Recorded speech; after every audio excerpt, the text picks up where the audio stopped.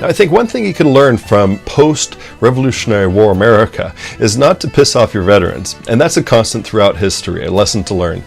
And that's what happened in 1785 with what would be known today as Shay's Rebellion.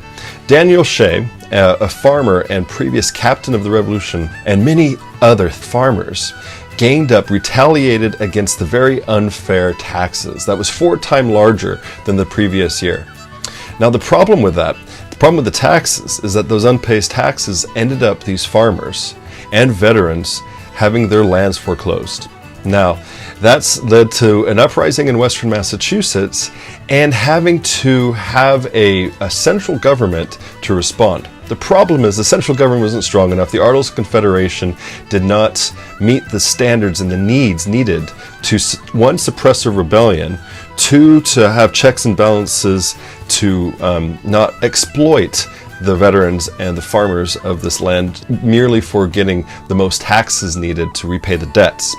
So Shay's Rebellion is a great example and has been an example for sort of the end of this era of the Articles of Confederation and the push for a stronger centralized government and a stronger constitution, taking away on one side forfeiting state rights in order to make a central government stronger.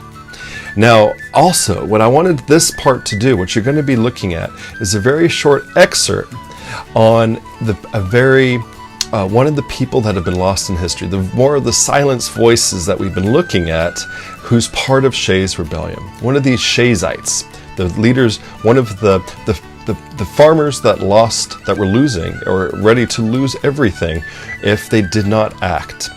And so I want you to hear the very words of this farmer and his personal reaction to the taxation, to the fear and anxiety of perhaps getting his land, his farm, his livelihood taken away from him, and how he responds. Now, connect that to today of how people would respond and veterans would respond if a similar thing happened, and how much that connects then and now. And then from that, think about what, and people of the founding fathers and the other people that are looking to ratify a new constitution are trying to meet those needs. Jefferson was in a lot of ways a supporter of the Shay's Rebellion in that he said a little revolution doesn't hurt anybody, but it can make the country stronger. It's another way to express the voice. And so Shay's Rebellion on one side created anxiety and fear of not having a centralized government to stop unruly now Americans. But on the other side, it also shows the voice of the silenced people of history. These aren't your Washingtons and Hamiltons and Franklin. This is farmers.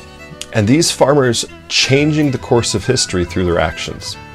So this is what discussion is going to be focused on.